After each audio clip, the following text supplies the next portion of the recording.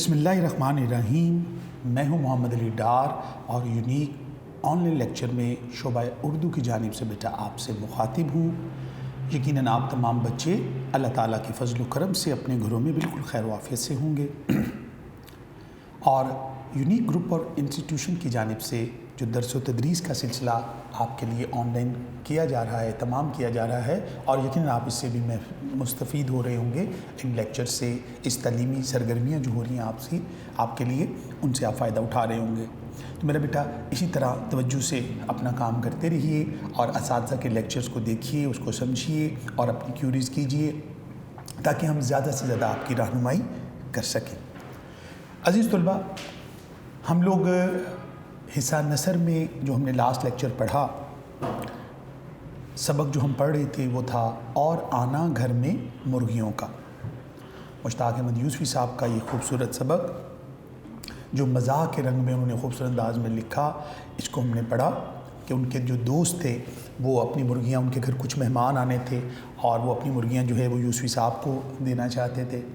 और यूसुफ़ी साहब जो है मुर्गियों के बारे में, उनको पालने के बारे में कोई नज़रिया नहीं रखते थे और वो चाहते थे कि मुर्गियाँ तो सिर्फ़ एक खाने की चीज़ है और मुर्गी वैसे भी एक लज़ीज़ ग़िज़ा का हिस्सा है हमारी। तो यूसुफ़ी साहब ने उसको उसके मज़ाक के रंग में उसके ऊपर ये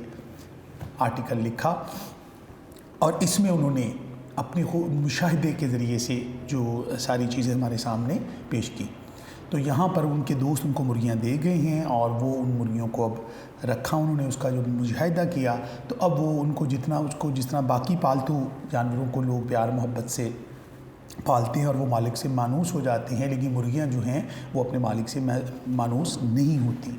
और इस चीज़ का उन्होंने मुशाहिदा बड़े खूबसूरत अंदाज में हमारे सामने पेश किया और एक खूबसूरत उसमें एक मज़ाक की चाशनी जो है वो हमें इसमें सबक में दिखाई देती है। तो आइए अपने लेक्चर को आगे बढ़ाते हैं, आगे चलते हैं और यूसुफ़ी साहब का ये खूबसूरत मौजू जो है और आना घर में मुर्गियों का, इसका बाकी हिस्सा पढ़ते हैं। तो बेटा किताबें खोलिए और अपना लेक्चर हम आज का स्टार्ट करते हैं। ये हमारा सेकंड लेक्चर है। उर्दू साल अव्वल इंटरमीडिएट पार्ट 1 में हम आज के लेक्चर में जो हिस्सा पढ़ रहे हैं वो है बेटा हमारा हिस्सा नसर। हिस्सा नसर में बेटा हम लोग अपने पिछले लेक्चर में पढ़ रहे थे, हमारा जो आखिरी सबक है और वो सबक का उन्वान है और आना घर में मुर्गियों का। मुश्ताक अहमद यूसुफ़ी साहब का लिखा हुआ ये इंशाइया एक मज़ाक के रंग में लिखा गया खूबसूरत मज़मून,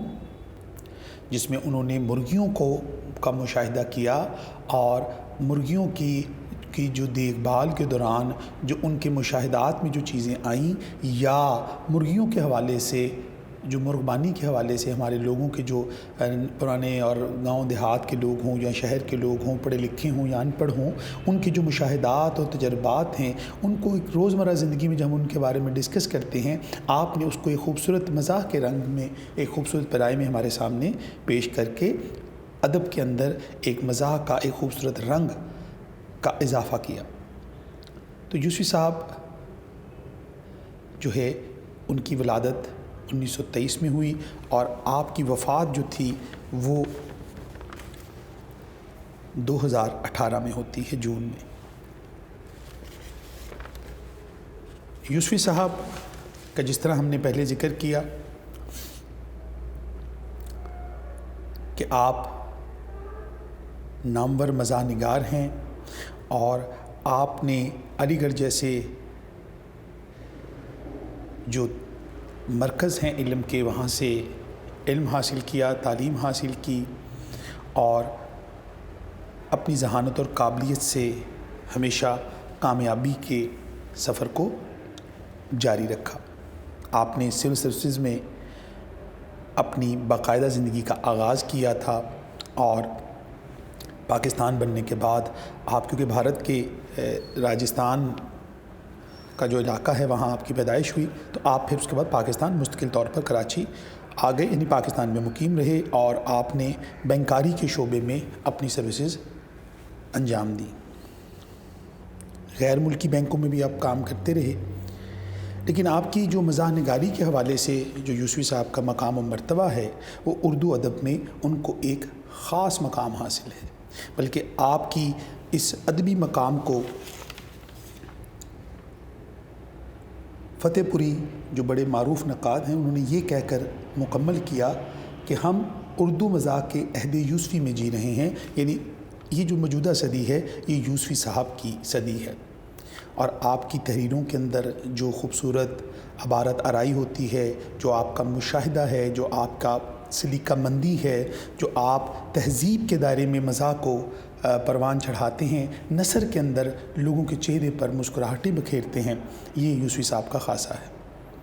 اور کبھی آپ نثر پڑھتے ہیں تو لوگوں کو سناتے ہیں، پیراگرافز عبارتیں پڑھ کر جب سناتے ہیں تو آپ کے بیان کرنے کا اسلوب بھی بڑا ہی خوبصورت ہے۔ آپ کے موضوعات روزمرہ زندگی سے تو جڑے ہونے کے باوجود بھی منفرد بھی ہیں اور مزاح کی چاشنی سے لبریز ہوتے ہیں۔ آپ کی ادبی خدمات کے اعتراف میں آپ کو مختلف ادبی اعزازات بھی دیے گئے۔ تو یہ تھے یوسفی صاحب کی بات میں نے کی تھوڑی سی، تاکہ جو طلباء اس کو دوبارہ دیکھ لیں۔ ان کے ایک دوست نے گھر میں مرغیاں پالی تھیں اور ان کے گھر مہمان آنا تھے، اور مرغیاں جو تھیں وہ یوسفی صاحب کو دینا چاہتے تھے۔ ان کے درمیان یہ ساری گفتگو کا آغاز ہوتا ہے۔ یوسفی صاحب جو تھے وہ مرغیاں پالنے کے لیے روادار نہیں تھی، کیونکہ وہ مرغیوں کو یا تو وہ کہتے ہیں ان کو پکائیں پتیلی میں، پلیٹ میں ڈالیں اور پیٹ میں لے جائیں اور کھا لیں، تو یہ بات ان کی ہوتی ہے۔ ان کے دوست نے بہت ان کی مرغیوں کی فضائل اور ان کے انڈوں کی خوبیاں بیان کی،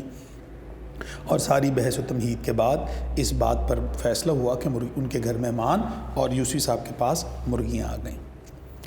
اب مرغیوں کو جب انہوں نے اپنے گھر میں رکھا تو ان کا جب بغور مشاہدہ کیا تو پھر یہ پتہ چلا کہ باقی جاندار جتنے بھی پالتو جانور ہیں،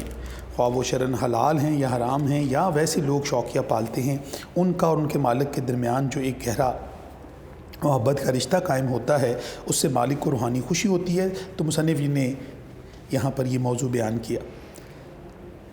اب یہاں تک ہم نے یہ سبق پڑھا تھا، اب ہم اس سے آگے اس کو دیکھتے ہیں۔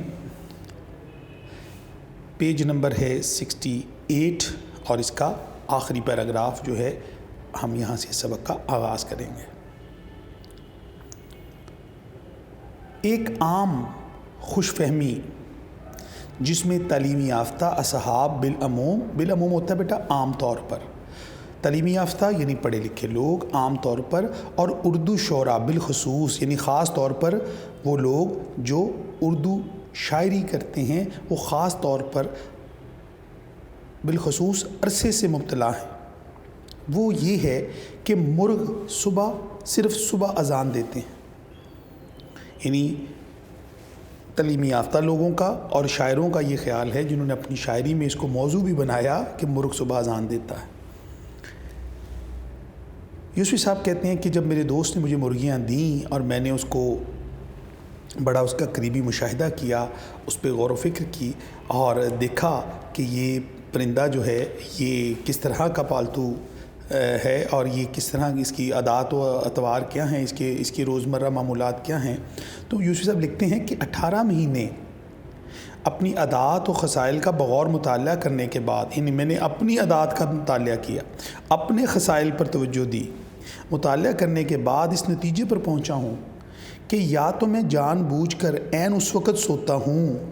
جو قدرت نے مرغ کے اذان دینے کے لیے مقرر کیا ہے، یا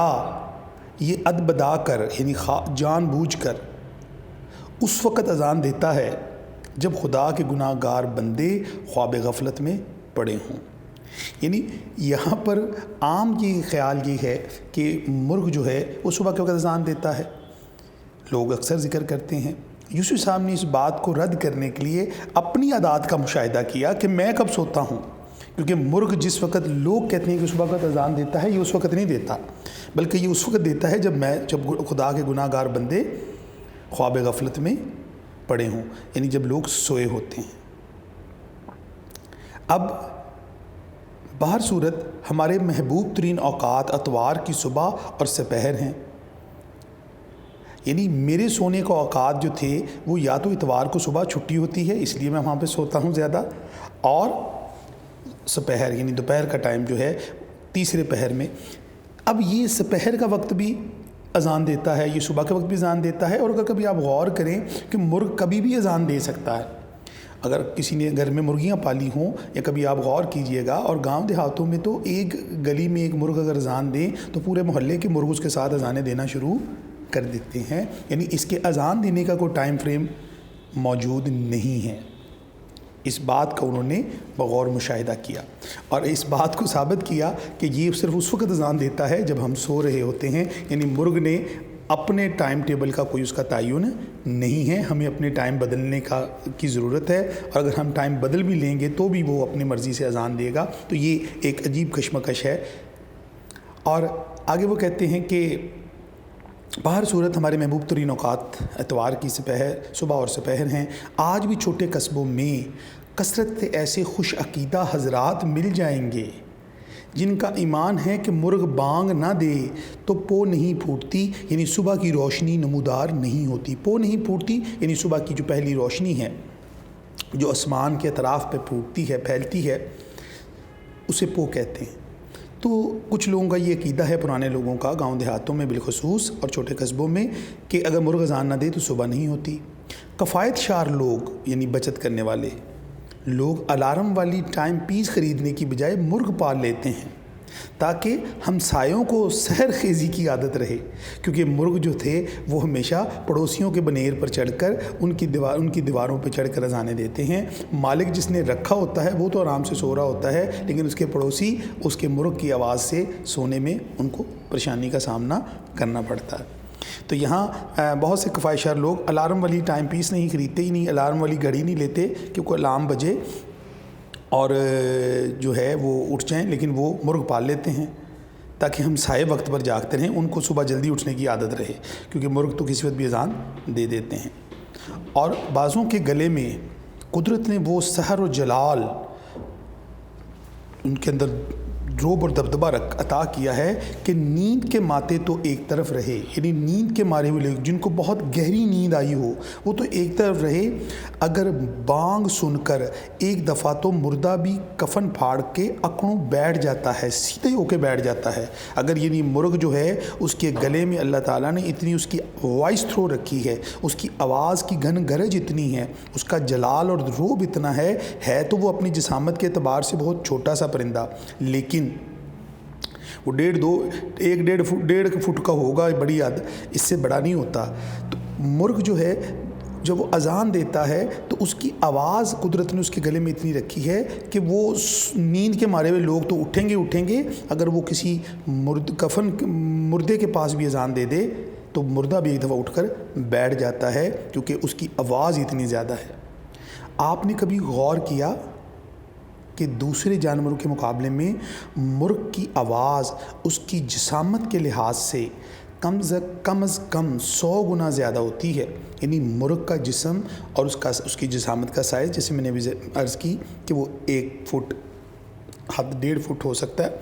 یہ اس کے جسامت کا سائز ہے, ایک چھوٹا سا پرندہ ہے, لیکن اس کی آواز اتنی زیادہ ہے کہ اگر آپ کہیں دور کہیں گلی میں بھی اذان دے تو پورے محلے میں اس کی آواز گونجتی ہے.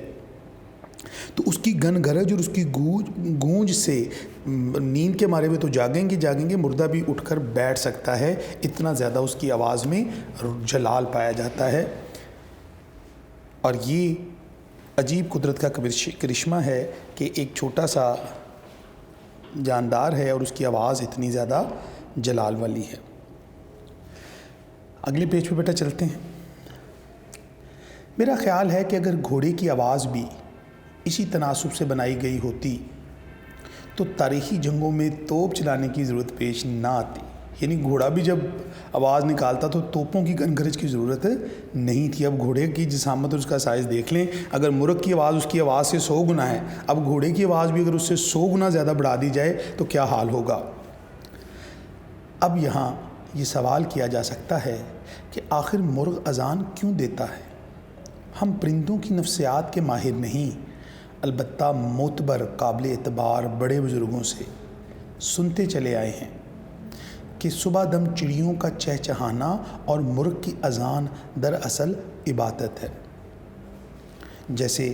کائنات کی ہر شے اپنے رب کی حمد و ثنا بیان کرتی ہیں تو یہ ایک عام سا خیال یہ پایا جاتا ہے کہ پرندوں کا صبح اٹھ کر چڑیوں کا چہچہانا یا مرغ کا اذان دینا یہ عبادت کر رہے ہیں۔ لہذا جب مرزا عبدالودود بیگ یہ یوسفی صاحب کے تحریروں میں ایک فرضی کردار کا نام ہے جس کو وہ یہاں ڈسکس کرتے ہیں۔ ایک مرزا عبدالودود بیگ جو غالباً ان کے کوئی دوست بھی ہو سکتے ہیں، ایک فرضی نام، بظاہر یہ ایک فرضی نام ہے عبارت آرائی کے لیے، تو انہوں نے اپنے دوست مرزا عبدالودود بیگ نے ہم سے پوچھا، ان کے دوست مرزا عبدالودود نے ہم سے پوچھا کہ مرغ اذان کیوں دیتا ہے؟ تو ہم نے سیدھے صباؤ یعنی سیدھا سادہ یا سادگی میں یہ جواب دے دیا کہ اپنے رب کی حمد و ثنا کرتا ہے، یعنی جیسے باقی لوگوں کا خیال تھا میں نے بھی اس کو ویسے ہی بیان کر دیا اپنے دوست کو کہ مرغ اذان کیوں دیتا ہے۔ اس بات پر مرزا عبدالودود بیگ نے جب ان سے پوچھا تو میں نے کہا کہ وہ رب کی حمد و ثنا بیان کرتا ہے، اپنے رب کی تعریف کرتا ہے۔ تو مرزا عبدالودود بیگ کہنے لگے صاحب اگر یہ جانور واقعی اتنا عبادت گزار ہے تو لوگ اسے اتنے شوق سے کیوں کھاتے ہیں؟ یہاں یہ کویسچن مارک ہے کہ لوگ اس کو اتنے شوق سے کیوں کھاتے ہیں، کیونکہ مرغیاں کھانے میں جیسے شروع میں انہوں نے ذکر کیا تھا کہ میزبان کا سارا انحصار اس کے اخلاص کا مرغیوں کی تعداد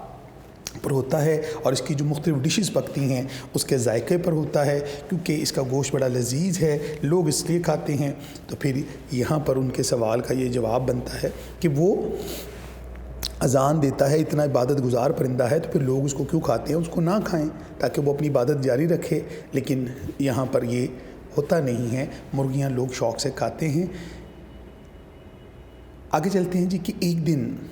موسلا دھار بارش ہو رہی تھی، بہت زیادہ کنٹینیو بارش ہو رہی تھی۔ تھکا ماندہ بارش میں شرابور ہوتا ہے بھیگ بیٹا بھیگا ہوا، میں گھر پہنچا، یعنی یوسف صاحب اپنا بتا رہے ہیں یہاں پر کہ میں ایک دن تھکا ماندہ، بڑی بارش کا موسم تھا، میں گھر پہنچا، 3 مرغے میرے پلنگ پر ہیں۔ جب میں یعنی آپ ایک ان یوزول ٹائم پر جب آپ گھر آئے ہیں تو دیکھا کہ 3 مرغے میرے پلنگ پر ہیں، یعنی ان کے بستر پہ ہیں۔ سفید چادروں پر جا بجا جگہ جگہ پنجوں کے تازہ نشان تھے، یعنی انہوں نے وہاں پر جو ہے وہ گندگی پھیلائی ہوئی تھی اور تازہ نشان تھے ان کے پنجوں کے بھی۔ البتہ میری قبل از وقت یعنی وقت سے پہلے گھر واپسی پر کے سبب جہاں جہاں خالی جگہ رہ گئی وہاں سفید دبے نہایت بدنما معلوم ہو رہے تھے، برے میں لگ رہے تھے، یعنی انہوں نے اتنی گندی کر دی تھی میرے بستر کی چادر کہ جہاں جہاں سفید دبے تھے وہ برے لگ رہے تھے، یعنی کوئی انہوں نے جگہ چھوڑی نہیں تھی۔ انہوں نے وہاں پر اپنی جو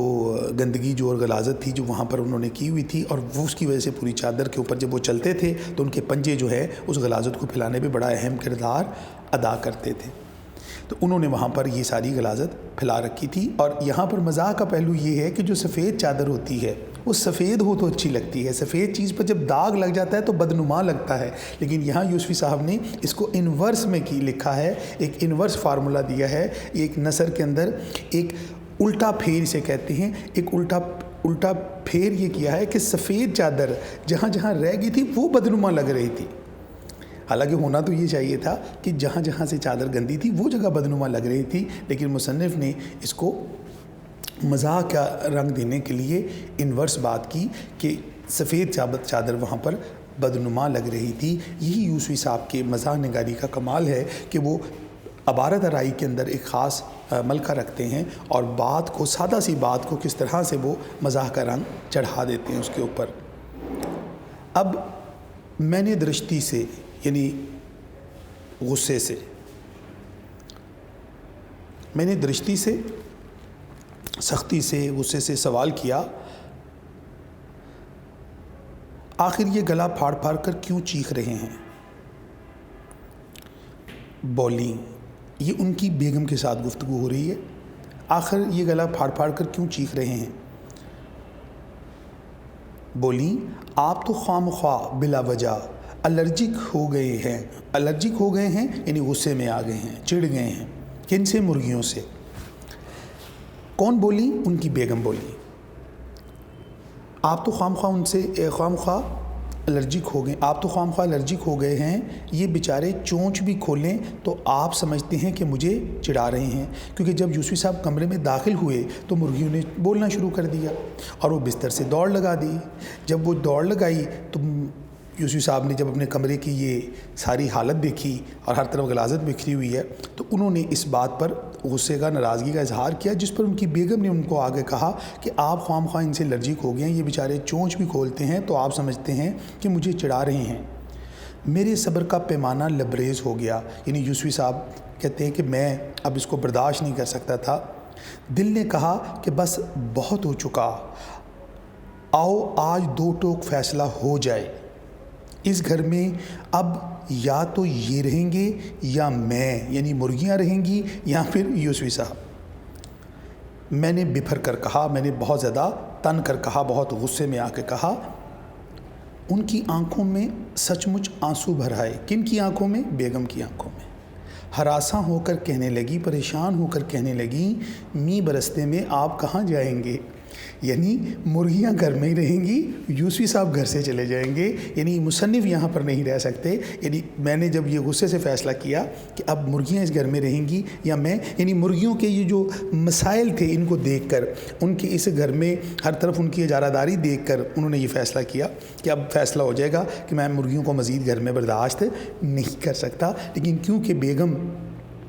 جو تھی وہ ان مرغیوں سے مانوس ہو چکی تھی،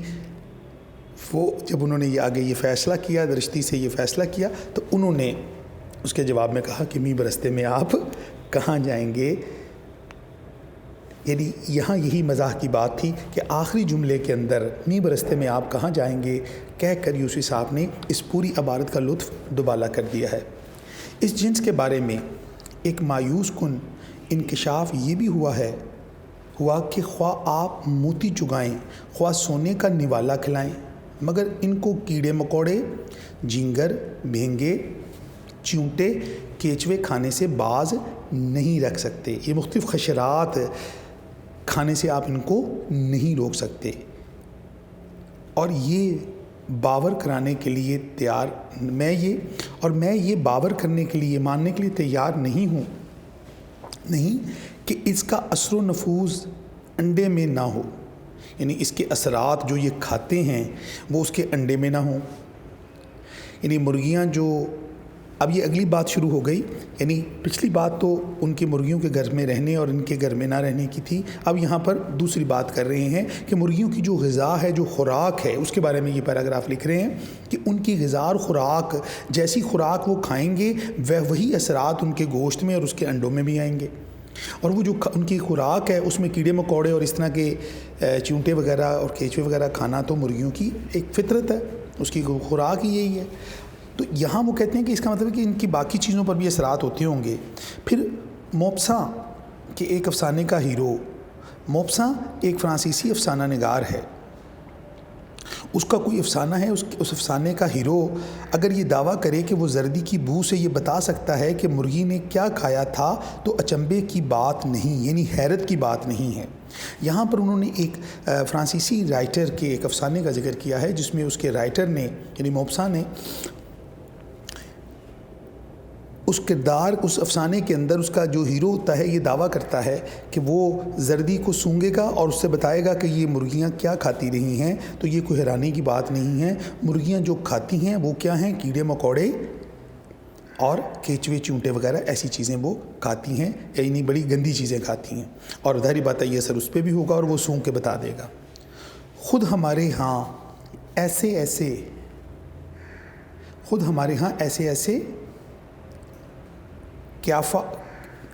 لائق قیافہ شناس لوگ قیافہ شناس دال روٹی پر جی رہے ہیں، جو ذرا سی بوٹی چکھ کے بکری کے چارے کا مفصل حال بتا سکتے ہیں. مفصل ہوتا ہے تفصیل، یعنی تفصیل سے اس کے چارے کے بارے میں بتا سکتے ہیں. ایسے اندازے لگانے والے ایسے لوگ ہیں جو ساری زندگی گوشت نہیں کھایا ہوتا، دال روٹی پر ان کی زندگی کا بسر ہوتا ہے اور جب وہ کبھی ایک بوٹی ان کے سامنے کوئی سالن پیش کرے کوئی مہمان اور ایک میزبان جو ہے کچھ کھانے کے لیے دے اور اس میں کوئی ایک بکری کی بوٹی چکھ کر وہ اس کے بارے میں گفتگو شروع کر دیتے ہیں اور گھنٹوں اس کے اوپر اپنے تبصرے پیش کرتے ہیں کہ یہ کھاتی رہی ہوگی، یہ کھاتی رہی ہوگی، اس کے اندر یہ خوبیاں ہیں، اس کے اندر یہ خوبی ہے، یعنی وہ اس کے چارے کو دیکھ کر اس کے ذائقے کا فیصلہ کرتے ہیں۔ آپ نے سنا ہوگا کہ کھلی اور بھوسا کی خاصیت یہ چارہ ہے جانوروں کا، اور چوپایوں کی خصلت کے پیش نظر بعض نفاست پسند نفیس مزاج کے لوگ جو ہیں والیان ریاست جو تھے اس بات کا بڑا خیال رکھتے تھے کہ جن بھینسوں کے دودھ کی بالائی ان کے دسترخوان پر آئے ان کو صبح شام بادام اور پستے کھلائے جائیں تاکہ اس کا اصل ذائقہ اور مہک بدل جائے۔ اس سے ظاہر ہوتا ہے کہ اس زمانے میں عمدہ دودھ کی خوبی یہ تھی کہ اسے پی کر کوئی یہ نہ کہہ سکے کہ یہ دودھ ہے۔ یہاں پر یوسفی صاحب نے یہ سمجھانے کی کوشش کی ہے بیٹا کہ باقی جو والیان ریاست کی مثال دی ہے، ایک افسانے کا ہیرو کے دعوے کی بات کی ہے کہ وہ لوگ اپنے جانوروں کو کیا کھلاتے تھے، ان کو جو پستے بادام اور ایسی دودھ اور ایسی چیزیں کھلاتے تھے کہ ان کی جو بالائی ان کے دسترخوان پر آئے یا اگر ان کا وہ گوشت کھائیں تو وہ جو ان کا جزو بدن بنے گا، جو غذا وہ کھاتے رہے ہیں اس کا ذائقہ ان کی خوراک میں ان کو ملے۔ تو یہی چیز یوسف صاحب کہنا چاہ رہے ہیں کہ مرغیاں بھی تو جو چیزیں کھاتی ہیں اس کے اثرات اس کے انڈوں میں اور اس کے گوشت میں پائے جاتے ہیں، کیونکہ والیان ریاست یہ کام کرتے رہے ہیں، اپنے جانوروں کو بہت قیمتی جو ہے وہ ڈرائی فروٹس وغیرہ کھلاتے ہیں تاکہ ان کی ملائی کی جو خوشبو ہے وہ یا ان کا دودھ پی کر کوئی یہ نہ کہہ سکے کہ یہ دودھ ہے، تو لہٰذا اس کا ذائقہ بدلنے کے لیے یہ کیا جاتا تھا۔ تو یہ مرغیاں جو کھاتی ہیں اس کا مطلب ہے ہم جو مرغیاں کھا رہے ہیں اس کے اندر یہ ساری چیزیں بھی ہو سکتی ہیں۔ حقیقت ایسا نہیں ہے، لیکن ایک مزاح کے اندر بات کرنے کے لیے انہوں نے اس کو بیان کیا۔ آگے بڑھتے ہیں جی کہ ایک اور سنگین غلط فہمی جس میں خاص و عام یعنی خاص اور عام طور پر عوام مبتلا ہیں اور جس کا ازالہ میں رفع عامہ کے لیے عام لوگوں کی بھلائی کے لیے نہایت ضروری خیال کرتا ہوں، یہ ہے کہ مرغیاں ڈڑبے اور ٹاپے میں رہتی ہیں۔ یعنی مرغیاں جس طرح دیکھیں بیٹا پرندے گھونسلوں میں رہتے ہیں، شیر اپنی کچھار میں رہتا ہے، اس طرح مرغیاں جو ڈڑبے میں اور ایک چکو سا ہوتا ہے ٹاپ اس کے اندر رہتی ہیں، ان کا جو کھڈے بنائے جاتے ہیں اس کے اندر وہ رہتی ہیں۔ تو میرے 1.5 سال کے مختصر مگر بھرپور تجربے کا نچوڑ یہ ہے کہ مرغیاں ڈڑبے کے سوا ہر جگہ نظر آتی ہیں، جہاں نظر نہ آئیں وہاں اپنے ورود و نزول کا ناقابل تردید اپنے آنے کا ایسا، تو جہاں یہ مرغیاں ہمیں دکھائی نہ دیں تو ان کے وہاں آنے کا ایک ایسا ثبوت موجود ہوتا ہے، یعنی وہ جو گندگی وہاں پھیلاتی ہیں، ان کے آنے جانے سے جو غلاظت پھیلتی ہے اس کے وہ ثبوت جو ہیں وہ مٹائے نہیں جا سکتے۔ وہ مرغیاں وہاں سے ہو کر چلی بھی جائیں تو یہ پتہ چلتا ہے، یوسفی صاحب کہتے ہیں کہ میں نے جب مشاہدہ کیا تو دیکھا کہ مرغیاں اگر نہ بھی وہاں نظر آئیں لیکن ان کے ثبوت وہاں موجود ہوتے ہیں کہ وہ یہاں آئیں تھیں۔ یعنی مرغیاں جہاں جاتی ہیں وہ اپنی غلاظت پھیلانے میں اور گندگی پھیلانے میں اپنا کوئی ثانی نہیں رکھتی۔ تو یہاں پر ان کے ورود و نزول کا جو ناقابل تردید ثبوت چھوڑ جاتی ہیں، اس سے مراد یہی ہے کہ ان کے آ کر وہاں جانے کے بعد ان کی جو نشانیاں ہیں وہاں پر پائی جاتی ہیں، جس طرح ان کی پیچھے بیڈ کی چادر پر جو غلاظت تھی اور وہ گندگی جو پھیلی ہوئی تھی وہ بھی ان کی نشانی تھی، یہاں پر بھی یہی بات وہ کر رہے ہیں۔ آگے یوسف صاحب بتاتے ہیں، اور یہ ساری چیزیں جو ہے انہوں نے بڑی اس کے اوپر بڑا اس کا مشاہدہ کیا جب انہوں نے ان کے دوست نے ان کو مرغیاں دیں، انہوں نے گھر میں رکھیں، تو یہ آبزرویشن ہے۔ یوسف صاحب نے وہ چیزیں اپنے سامنے آبزرو کی ہیں جو ہم عام زندگی میں اس پر دھیان نہیں دیتے ہیں، ہوتی ہمارے سامنے ہی ہیں لیکن وہ ہم اس کو نظر انداز کر دیتے ہیں۔ یوسف صاحب کا خاصہ یہ ہے کہ وہ ہمارے سامنے ہونے والی روزمرہ زندگی کی چیزوں میں سے ہی ایک مزاح کا پہلو اور ایک توجہ طلب چیز ہمارے سامنے پیش کر ہمیں محظوظ ہونے کا موقع فراہم کرتے ہیں، اور یہی ان کی تحریر کی خوبصورتی ہے۔ آگے لکھتے ہیں یوسفی صاحب کہ ان کی آنکھوں نے بارہا غسل خانے سے انڈے، یعنی مرغیاں جو انڈے دیتی ہیں وہ اپنے ڈڑبے ٹاپے میں نہیں دیتی بلکہ وہ جا کر غسل خانے میں کہیں انڈے دے آتی ہیں، और किताबों की अलमारी से जीते जागते चूज़े निकलते देखे हैं। यानी चूज़े जो हैं वो छोटे से होते हैं, घरों के अंदर घुस जाते हैं और किताबों की अलमारियों में चले जाएंगे और आप किताब उठाएं और पीछे से चूज़ा निकल आता है। लिहाफ से कुड़क मुर्गी। ये कुड़क मुर्गी बेटा वो मुर्गी होती है जब मुर्गियाँ जब अंडे देने के बाद जब अंडे मुकम्मल हो जाते हैं तो फिर वो उनको कुड़क यानी कुदरती तौर पर उनके जिस्म के अंदर अल्लाह ताला ने हरारत पैदा कर दी होती है। ये वो दौरानियाँ होती हैं जिसमें वो अंडों पर बैठती हैं, उनको सीती हैं और फिर उनमें से चूज़े निकलते हैं। और ऐसी मुर्गी जो है जो कुड़क मुर्गी कहलाती है। और उस मुर्गी को अगर हम आम मुर्गियों में और उसमें अगर फ़र्क करना चाहें तो हम अगर देखेंगे तो वो मुर्गी अपने परों को हर वक्त फुला के रखती है, क्योंकि उसकी बॉडी के अंदर कुदरत ने बहुत ज़्यादा गर्मी पैदा कर देती है जिस दौरान वो अंडों पर बैठती है, फिर उनसे चूज़े निकलते हैं। तो यहाँ कुड़क मुर्गी जो है वो अक्सर अपने दड़बों में अपने अंडों पर नहीं बैठती, बल्कि वो घर के कमरों में घुस जाती है और लिहाफ के अंदर बैठती है। और जब वो लिहाफ उठाया जाता है तो बीच में से कुड़क मुर्गी साहिबा निकल रही होती हैं। तो यहाँ पर भी मुर्गियों की आदात व खसाइल क्या मुशाहिदे की बात है। और डड़बे से शेव की प्याली बरामद होना रोज़मर्रा का मामूल हो गया है। अब शेव की प्याली दड़बे से बरामद होना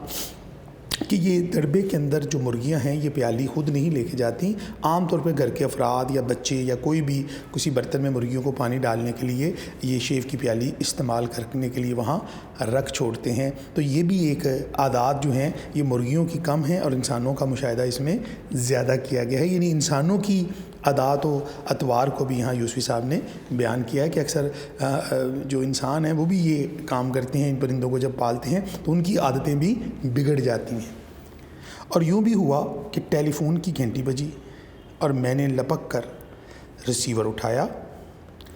मगर मेरे हेलो कहने से पेशतर यानी पहले ही मुर्ग ने मेरी टांगों के दरमियान खड़े होकर अजान दी। और जिन साहब ने अज़राए तलत्तुफ़ मुझे याद फरमाया था उन्होंने सॉरी रॉन्ग नंबर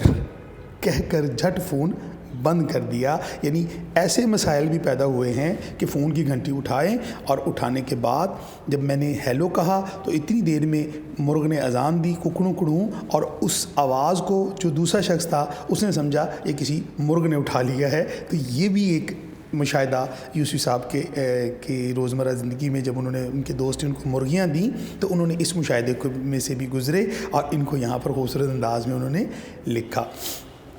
तो यहाँ पर भी ये जो सब कुछ हुआ वो कहते हैं कि फिर हुआ क्या कि जब ये सूरत हाल होगी तो घर के अंदर हर तरफ मुर्गियों की हुकूमत नज़र आती है। यानी घर दड़बे और टापे में मुर्गियाँ कम और घर के बाकी हिस्सों में मुर्गियों का आमदोरफ्त ज़्यादा हो जाती है। और वो हमारी घरेलू ज़िंदगी जो हमारे इंसानों की रोज़मर्रा ज़िंदगी हैं उनको डिस्टर्ब करती हैं, उनके अंदर रुकावटें पैदा करती हैं, उनमें मसाइल पैदा करती हैं। और ये मसाइल जो हैं इतने बढ़ जाते हैं कि दोस्त मुर्ग समझ के फ़ोन बंद कर देते हैं। तो ये भी जो है मुर्गियां पालने से मसाइल पैदा होते हैं जिनका उन्होंने यहाँ पर ज़िक्र किया। किस्सा मुख्तसर, चंद ही महीनों में इस तायर लाहौती ने, इस बुलंद परवाज़ परिंदे ने घर का वो नक्शा कर दिया कि जिसे देखकर वही शेर पढ़ने को जी चाहता था जो कदरे मुख्तलिफ़ हालात में हुस्ना परी ने हातम ताई को सुनाया था। ये हुस्ना परी और हातम ताई आराइश महफिल एक दास्तान के दो किरदार हैं। और हातम ताई जो है वो लोगों का बड़ा मददगार होता है और उसकी मुलाकात हुस्ना परी से होती है। तो वहाँ हुस्ना परी के साथ उसकी जो गुफ्तगू है तो वो कहते हैं वो शेर मुझे ऐसे लगता है जो हुस्ना परी ने हातम ताई को सुनाया था वो कदरे मुख्तलिफ़ हालात में सुनाया था। उनको ये लगता है कि ये हमारे लिए मेरे लिए है। और वो शेर ये है, ये घर जो कि मेरा है तेरा नहीं, ये घर जो कि मेरा है तेरा नहीं, पर अब घर ये तेरा है मेरा नहीं। यानी यूसुफ़ साहब ये कहना चाहते हैं शेर के ज़रिए से कि ये जो घर जो मेरा घर था अब ये मेरा नहीं रहा। यहाँ हर तरफ जो है मुर्गियों की ही इजारादारी है, हर तरफ मुर्गियाँ ही मुर्गियाँ हैं। और अब उनको अपना घर क्या लगता है, अब घर अच्छा खासा पोल्ट्री फार्म बन गया था, यानी मुर्गी खाना बन गया था। यानी उनको ऐसा मालूम होता था कि ये घर अब हमारा नहीं रहा, ये मुर्गियाँ इसके अंदर रहती हैं। यानी मुर्गियों की यहाँ पर जो है वो इजारादारी कायम हो गई है। اور انہوں نے اپنے گھر کو یہاں مرغی خانہ کہہ کر خود کو اس گھر سے باہر کر لیا ہے۔ فرق صرف اتنا تھا کہ پولٹری فارم میں عام طور سے اتنے آدمیوں کے رہنے کی اجازت نہیں ہوتی جو حضرات، یعنی اتنے آدمی، یعنی پولٹری فارم میں جتنے ہم افراد اہل خانہ اس گھر میں رہ رہے ہیں اور مرغیاں بھی رہ رہی ہیں، تو پولٹری فارم میں تو 1-2 لوگ ہی رہتے ہیں مرغیوں کی دیکھ بھال کے لیے، زیادہ افراد نہیں رہتے۔ لیکن یہاں پر فرق اتنا ہے کہ ہمارا گھر ہی مرغی خانہ بنا ہوا ہے اور ہم سب لوگ مرغیوں کے ساتھ ہی زندگی بسر کر رہے ہیں۔ جو حضرات علام دنوی سے عاجز و پریشان رہتے ہوں، یعنی جو دنیا کے مسائل میں الجھے رہوں، پریشانیاں ہوں، ان کو میرا مخلصانہ مشورہ ہے کہ مرغیاں پال لیں، پھر اس کے بعد پردہ غیب سے کچھ ایسے نئے مسائل اور فتنے خود بخود اٹھ کھڑے ہوں گے کہ انہیں اپنی گزشتہ زندگی جنت کا نمونہ معلوم ہوگی۔ یعنی یوسف صاحب یہاں یہ کہنا چاہتے ہیں کہ جو پیچھے انہوں نے منظر کشی کی پچھلے پیراگراف میں کہ جو لحاف سے کڑک مرغی نکلے گی، ٹھیک ہے جی، شیف کی پیالی جو ہے وہ ڈربے سے برآمد ہوگی، ٹیلی فون کی گھنٹی بجے گی تو مرغز بیچ میں اذان دے دے گا، چوزے کتابوں کی الماریوں سے نکلیں گے اور انڈے جو ہیں وہ غسل خانوں سے ملیں گے۔ یہ وہ تمام وہ چیزیں ہیں، جب آپ مرغیاں گھر میں رکھیں گے تو پھر آپ کو جو گھریلو پریشانیاں دوسری ہوں گی وہ ختم ہو جائیں گی، اس کی جگہ پھر یہ نئے مسائل جنم لیں گے، آپ ان نئے مسائل میں الجھ کر رہ جائیں گے اور آپ کو لگے گا ہماری پہلی زندگی زیادہ اچھی تھی، کیونکہ مرغیاں پالنے سے جو مسائل پیدا ہوتے ہیں گھر کے اندر، ان کو دیکھنے کے بعد مصنف نے یہاں پر ایک خوبصورت بات کی کہ پھر انسان کو یہ محسوس ہوتا ہے کہ مرغیاں آنے سے پہلے جو ہے ہماری زندگی زیادہ اچھی تھی، زیادہ پرلطف تھی، زیادہ آسان تھی، کیونکہ ایسے نئے مسائل پیدا ہوتے ہیں، ایسے نئے معاملات اور فتنے آتے ہیں ہمارے سامنے کہ ہم حیران و پریشان ہو جاتے ہیں۔ تو یہ مرغیوں کے گھر میں پالنے کے جو اثرات ہیں ان کا ایک خوبصورت مضمون یوسفی صاحب نے ہمارے سامنے پیش کیا، اور اس مضمون میں انہوں نے مرغیوں کی تمام تر جو مشاہدات ہیں اور ہمارے انسانوں کے جو رویے ہیں مرغبانی کے حوالے سے یا مرغیوں کے حوالے سے، ان کو ایک خوبصورت مزاح کے رنگ میں ہمارے سامنے پیش کیا۔ تو بیٹا یہ ان کی کتاب چراغ تلک سے یہ سبق لیا گیا تھا، یہاں پر ہمارا یہ سبق مکمل ہوا۔ انشاءاللہ اگلے کسی لیکچر میں آپ سے دوبارہ ملاقات ہوگی، تب تک کے لیے مجھے اجازت دیجیے۔ اللہ نگہبان۔